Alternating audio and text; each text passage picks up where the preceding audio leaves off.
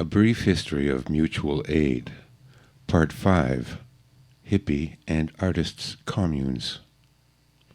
Communes had a brief resurgence in popularity in the 1960s and 70s with the hippie and back to the earth movements. Communes of this time had three main characteristics. First, egalitarianism, that communes specifically rejected hierarchy or graduations of social status as being necessary to social order. Second, human scale, that members of some communes saw the scale of society as it was then organized as being too industrialized or factory-sized and therefore unsympathetic to human dimensions. And third, that communes were consciously anti-bureaucratic.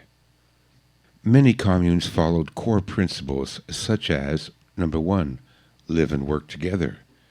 2, have a communal economy, i.e., common finances and common property.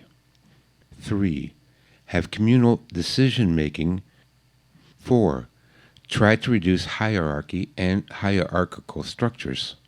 5, have communalism of housework, childcare, and other communal tasks. 6, have equality between women and men. 7, have low ecological footprints through sharing and saving resources. Each hippie commune was different. Some were deeply religious communities, while others were completely secular. Drug use was rampant on some hippie communes and forbidden on others. Some were strictly self-sufficient agrarian societies, but other hippie communes participated in capitalism, owning businesses such as selling music tapes and arts and crafts. There was no one-size-fits-all model, and each hippie commune developed its own culture, rules, and personality over time. By the 1980s, the original fascination surrounding hippie communes had largely faded, and they began dropping off the map, while a few continue to limp along today. The dissolution of hippie communes usually came about for two reasons. The first was due to internal squabbles and personality conflicts. Typically, cliques would form among members that would be on opposite sides in decision-making and would eventually end in feuds and arguments. Finally, core members would leave and the remaining members would struggle on for a few years before they too abandoned the whole idea. The second reason is their popularity. Those communes that were initially successful and had open memberships became more widely known, which attracted numerous potential members. Many of these new recruits, however, had social problems, were addicts or drifters, and those whose motivation for joining had more to do with finding a free ride than utopian ideals. As so often happens, a few dedicated members would work to support the rest, but without the equal effort and participation of all members, the community becomes unsustainable and inevitably ends in collapse. The same pattern is evident in our current society, where the expensive salaries and benefit packages of bureaucrats and government employees, along with welfare payments to the underprivileged, are all paid for by an increasingly shrinking middle class. This state of affairs is equally unsustainable and likewise headed for collapse. Similar in ideology, and often identified as hippie communes, were the artists' communes. These were similar in structure and operation as most communes throughout history, but the focus of their efforts was on creating art rather than farming or manufacturing. One example was Drop City, a counterculture artists community that formed in southern Colorado in 1965. Abandoned by the early 1970s, it became known as the first rural hippie commune.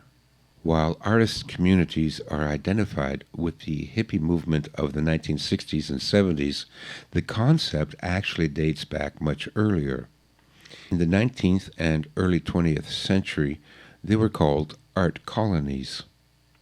It is estimated that between 1830 and 1914, some 3,000 professional artists participated in a mass movement away from urban centers into the countryside, residing for various lengths of time in over 80 communities.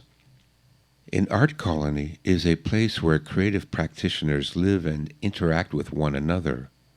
Artists are often invited or selected through a formal process for a residency from a few weeks to over a year. Artists' colonies were run according to three types of organizations. 1. Villages with transient and annually fluctuating populations of artists, such as painters who visited for just a single summer season. 2. Villages with a semi-permanent mix of visiting and resident artists. Some artists would live year-round in shared or private dwellings with guest rooms or cabins for visiting artists. 3.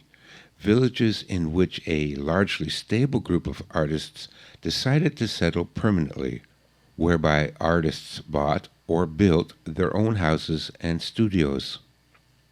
Today's art communes are a mix of artists, drifters, collectivists, activists, Dadaists, and hangers-on. Such groups were more politically and ideologically diverse than their mid-20th century counterparts. Most offer the benefits of time, space, and refuge from the usual workaday world. Lessons learned from the hippie and artists' communes are that while opening the doors to your community to anyone and everyone is an idealistic and egalitarian sentiment, it always ends in disaster. Artist colonies were more successful because they screened their members before acceptance.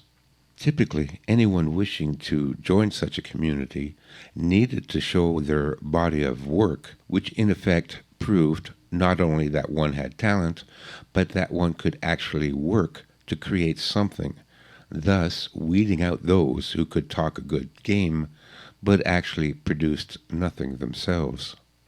For this reason, in order to weed out undesirable elements, this plan recommends that regardless of what type of community you form, potential members should be required to provide a history or portfolio, so to speak, of past works and skills and or undertake some prerequisite training, such as enrolling in and passing a standard first aid and CPR program, or passing a firearms safety course, or taking a self-defense course.